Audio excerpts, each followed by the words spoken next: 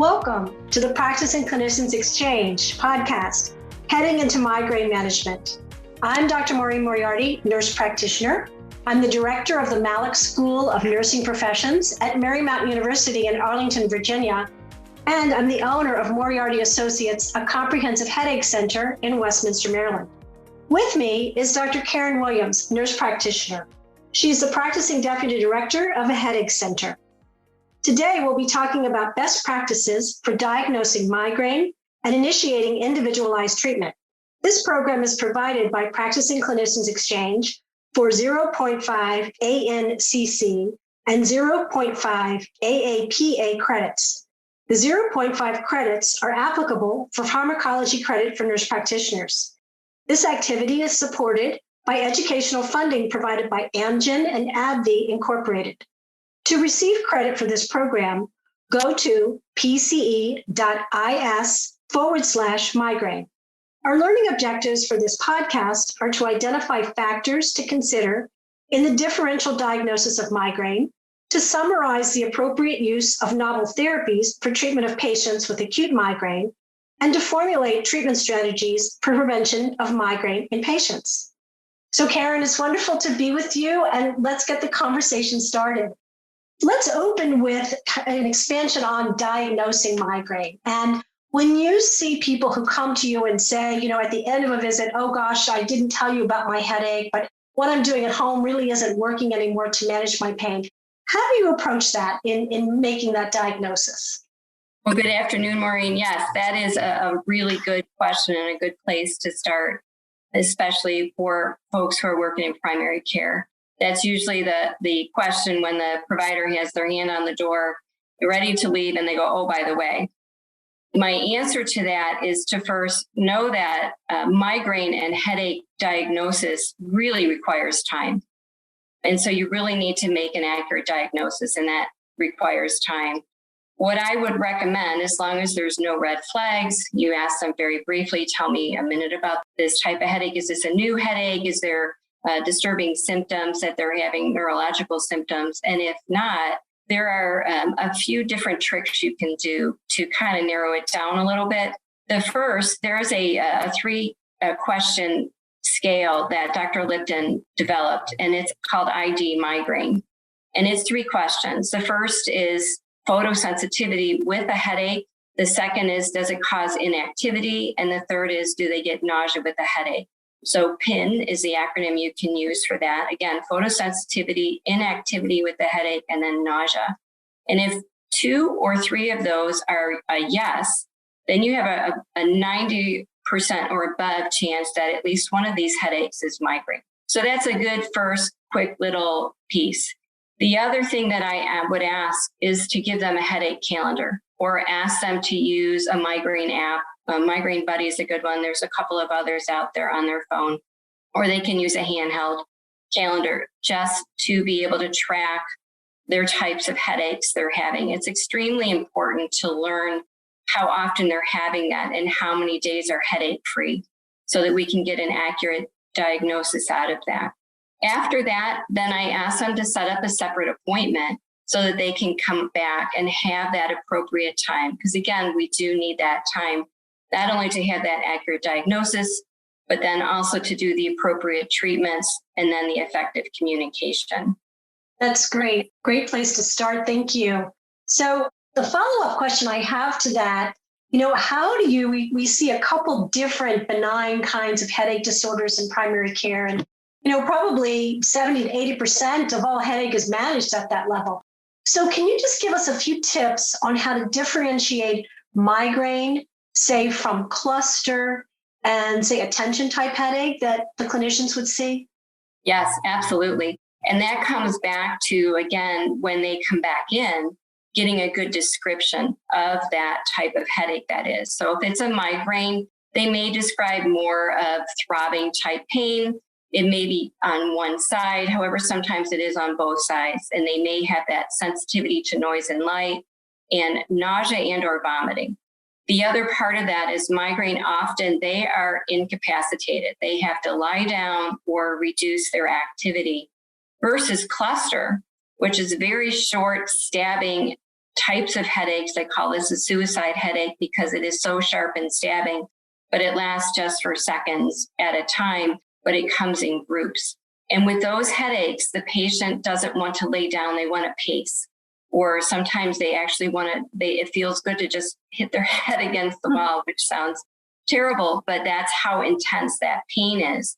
They can also have some autonomic symptoms such as drooping of the eye or tearing of the eye, nasal discharge, those types of things. Versus tension headache, which can last longer. You can get that headache to last anywhere from a few hours to a whole week, but it's usually milder in intensity, and it usually feels more like a tight band around the head. And the other difference I like to bring up is that with migraine, as I said, they tend to want to lay down. But with tension headache, actually getting up and moving around may actually help reduce that headache pain. So they're very distinct as far as those three definitions or characteristics. And often what they're coming in with is the migraine because the over-the-counter medicines they've tried are not working. And the other part of that is once you get that description is to do that good exam. So you do want to do a good exam to include a good neuro exam. And that includes looking as a fundoscopic exam, ruling out any type of papilledema. And if the primary care is not comfortable with doing the eye exam, I would send them to an optometrist or an ophthalmologist for a good eval. Often you don't need to do imaging, but again, if you see anything on the exam that is questionable, then further evaluation may be needed for that. So Maureen, I'm going to ask you, once we've made that accurate diagnosis, we get into the appropriate treatments. How do you decide, first of all, what makes a successful treatment? And then how would you treat both acutely, and then do they need preventative treatment as well? Thanks for that question, Karen. And I think just to draw through what you said, it's really important for people to keep a calendar of their headache activity. That is just so vital. You know, we tend to forget about pain. Our brains want to do that. And oftentimes we're not seeing people for, say, a month, 3 months, perhaps 6 months. And so one of the tools that's really nice to use is that calendar so that you can pull that out and get some objective data over time. So you can look and see, did I have more headaches 3 months ago than I have now? Which is a really nice way to judge whether your prevention is really helping, be that a medication or perhaps a non-pharmacologic therapy that you might be using. So if you look at the benchmark that we see in a lot of migraine studies today, you'll see this 50% reduction. And I think probably all of us who have been to a meeting in the last couple of years have heard about that as a secondary endpoint. So what that means is that you're looking at that calendar and you're judging whether there's really a 50% reduction in frequency, intensity, or duration of pain. So that's really what you're looking for. So you may have started a patient who had 14 headache days a month. Now they only have 7. Or perhaps they had debilitating pain, and now that's completely eliminated, even though the frequency may not be less. So that's kind of a general rule of thumb, and it gives us an objective measure to look at. The other thing that I tend to do as well is look at how my acute therapy is doing. And we have so many choices now, so many new migraine-specific medicines that I just think it's terrific. So Richard Lipton, again, who is an epidemiologist, neurologist who does a lot in the headache space, has come up with a migraine treatment optimization questionnaire. And this comprises 4 questions. So the first is, are you pain-free at 2 hours? Which again, if you look at any of the migraine studies today, that's what people are looking at, but not just pain relief, but pain freedom. The second question is, are you still pain-free at 24 hours? And that speaks to the whole idea that with many of our patients, a medicine may work, but then they have recurrence. And so we want to make sure we avoid that because overusing many of the acute medicines can lead to medication overuse headache. The third question is, okay, so you took your medicine and you're headache free. Can you function? Because with some of the products we use, they may be pain free, but they're so dizzy they can't take it at work, or they're so tired they can't take it at work. So it's important to assess that. And just in full disclosure, I will tell you that until we had new medicines on the market, such as the Ditans and the Gepants, that was a question I really was hesitant to ask people because I knew I had nothing else to use, but now I do. The fourth question, I think, when you look at acute therapy is really, how do you feel you're in control of your migraine? To what degree do you feel like even between attacks or interictally, can I live my life? Or I'm afraid to do anything because I'm afraid of that next episode. So that really gives you insight into whether acute therapy is working. So I really do use those 4 different questions. The other thing I think is really important to look at in follow-up visits is really the ability to function in our patients. I mean, that's really the name of the game. They really want to be able to go about their life and do what they need to do and want to do. And so there were 2 tools I just want to tell you about. One is the MIDAS scale, which is the Migraine Disability Assessment Scale. And the other is called the HIT6, which is the Headache Impact Test. Both of these tools look at 3 different domains. They look at someone's ability to work, either work inside their home, say do household chores, or work outside the home. They look at your ability to, say, engage in educational or learning activities, and also to socialize. The biggest difference between the 2 tools is that the MIDAS looks at a 3-month period of time. The HIT6 is a month. So depending on how often you're seeing your patient, you can pick one or the other. They're both have terrific reliability and validity statistics. They've been used widely in migraine research. So if you're looking for an objective way to measure functional ability, you could use those with patients as they come in from visit to visit. Also, if you didn't want to go that far, you can also say to people, how often have you been incapacitated with a headache since I saw you last? How often did you have to take yourself out of the mix in terms of what you wanted to do or needed to do? And you can document that.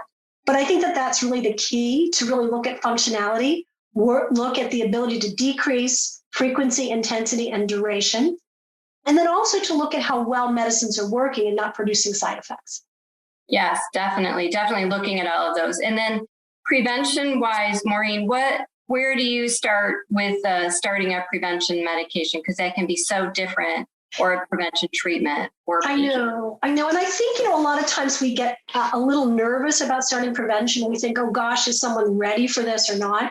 But again, I'll go back to the consensus statement from the American Headache Society. And what they really recommend is that if a patient is having, say, 2 debilitating migraines a month, say you've got a woman with menstrual migraine, she's in bed for 2 days every single month. If there are 3 headaches that are severe a month, or if there are 4 to 6 attacks, not necessarily associated with disability, that's the time to begin prevention, because that really does help to stabilize the system. And if you're using acute therapy, which we typically do, we combine acute and prevention, it's going to keep you away from that medication overuse issue.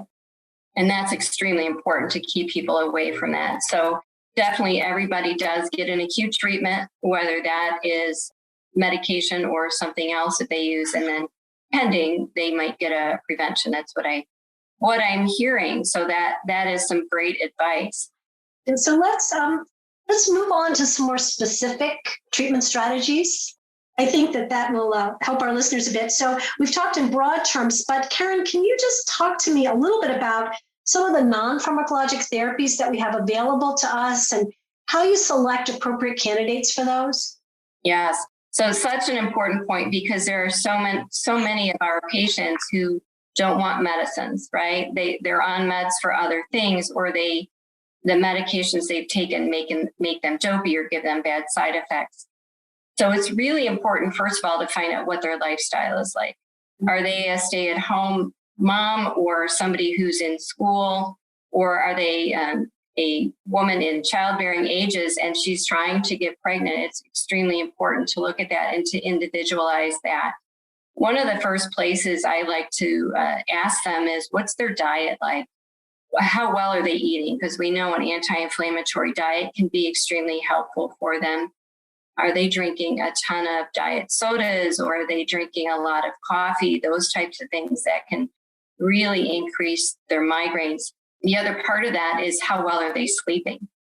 We do know that if a person is not sleeping well, or if they have sleep apnea, that will increase their migraines. So looking at the diet, their sleep, also their mood.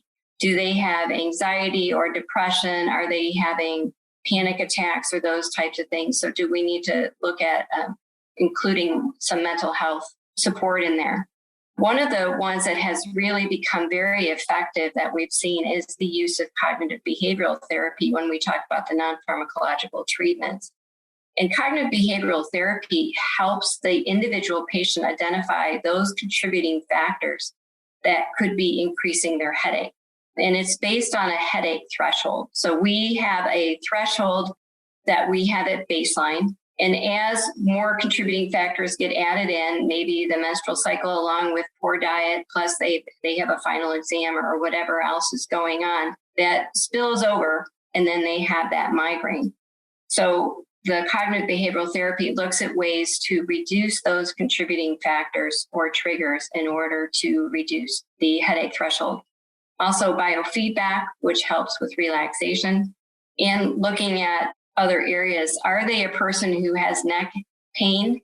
Do we need to look at physical therapy or chiropractic care for them? Also looking at other issues that may cause some problems for them.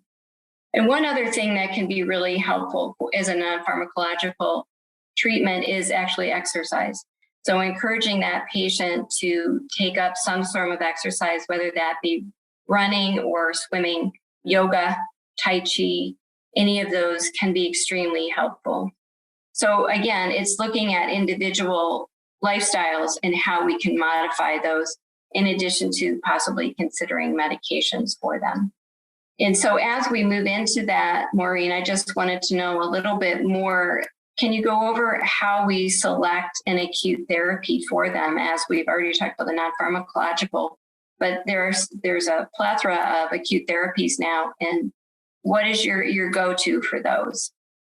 So again, Karen, when looking at acute therapy and actually preventive therapy as well, now I really look at where the patient is. Do they have any comorbid illnesses or diseases that will prevent me from using a particular class of medicine? The one that comes to mind are the triptans, which are wonderful agents for acute therapy. They're migraine specific. But if somebody has cardiovascular disease, uncontrolled hypertension, has a history of a CVA, they're contraindicated in that population. So you really need to look at those things. The other thing I look for too, as I pick an acute therapy, I look for a history of medication overuse. And just to give some definitions for our listeners, in people that are taking a triptan, an ergotamine, an opiate, or a combination analgesic, so that would be even an over-the-counter combination, say acetaminophen, aspirin, and caffeine, or perhaps a prescriptive combination like butalbital, acetaminophen, caffeine. If they're taking those more than 10 days a month, that can actually contribute to the chronification of migraine. Or if they're using a non-steroidal agent or a simple analgesic more than 15 days a month, that can contribute as well.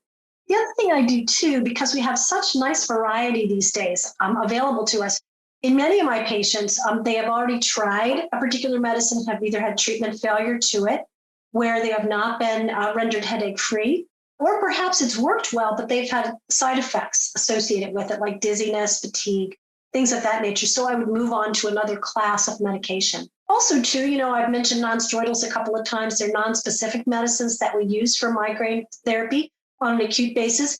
But, you need to really consider if you're seeing somebody who has a history of gastrointestinal issues, problems like that, perhaps someone with a history of hypertension, you'd want to avoid those agents. Right. And so as we go from the acute treatments, I know we had briefly discussed how soon you would use a preventative treatment, but then what are some of the preventative treatments that you like? Which ones would you choose versus other ones for the patients? Well, we have some preventative treatments that are available to us today that really have level A, level B evidence. And so these are standard therapies. They've been approved by the American Headache Society, by the American Academy of Neurology. They fall into categories such as anticonvulsant therapy, some of the antidepressant therapy, beta blockers, for example. And so once again, I really look at patient risk factors. I look at comorbid illnesses. So for example, if I had someone who was having difficulty sleeping, perhaps I would add a medication that would be a bit more sedating, say using a tricyclic antidepressant at bedtime. Maybe if I had someone who was a bit anxious and nervous, perhaps had a tremor, a beta blocker, as a propranolol and temolol and metoprolol have level A evidence, I might add that. Say someone who had a BMI that was high, perhaps a medication like topiramate might be useful in that particular individual. And, one thing that you've probably heard as I'm mentioning all these medicines, they all come from different classes they're all different classes of medicines. We kind of borrow them from all different categories. Some are for cardiovascular illness, some are for depression and mood changes, some are for their anticonvulsants, but they're not migraine specific. So how do you pick some of the newer migraine specific preventive medicines? And again, I'll go back to the consensus statement that's been put out by the American Headache Society. And what they really recommend to us is that if you have someone who has low episodic migraine, meaning they have, say, 4 to 7 episodes a month of headache, and they're disabled by it, then if they failed 2 of those categories, so if they failed, say, the antidepressant category, they failed the beta blocker category, you could move to a monoclonal antibody, or you could move to a preventative GPAM. If you have someone who has high frequency episodic, and so those are people that have 8 to 14 attacks a month, you don't have to document any disability in those people, just that there's been treatment failure. And then you could move to one of the new medications, either a monoclonal or a GPAM for prevention. And then, of course, in people who have chronic migraine, which is 15 days a month or more, we know that the monoclonal antibodies are approved in that category, and also onabotulinum toxin A, which has been approved for quite some time in the treatment of chronic migraine. So that gives you kind of a paradigm for how to pick some of those newer agents. I will say this too, for many of our migraine patients with some of the older medicines, even though they're standard, they take many, many months to reach maximum efficacy. And sadly, we have people who get very frustrated with that. They either stop the medication that they're on. In fact, almost 80% of people discontinue their preventive medication prior to a year's time. So they give up. And then those individuals end up perhaps overusing medications or just fall away from treatment. So I think if you look at the efficacy and the immediacy of effect for those newer treatments, I think we really can capture people and keep them under better control a little sooner. Yes, thank you for that. I would agree with that. And again, that goes back to looking at their headache calendar and having that discussion with them, the effective communication in order to find out what's keeping them from taking that medication, what is actually going on. So initially being able to see them a little sooner, maybe a month or 2 after you start, to make sure it's still something that they are utilizing. Sometimes they want to please us and they want to list something that they don't think we want to hear, but really what we want to hear is the truth about what's going on with them. Yeah, absolutely true. Absolutely true. And I think keeping the calendar, using some of those standardized tools for assessment, or even making sure you document in a consistent way will just help when you go to third-party payers and you're looking at use of some of these novel therapies that can be quite effective for people. Right. They are definitely a new possibility, and they've just opened the doorway for anybody who is doing headache medicine. It is a wonderful time to be involved in that. So it is definitely a boon for us. Yep. Well, I want to thank you, Maureen. This has been a wonderful conversation. We've gone over a lot of valuable information today. As a reminder to our audience, don't forget to claim your CME CE credit at pce.is/migraine. Thanks again for listening.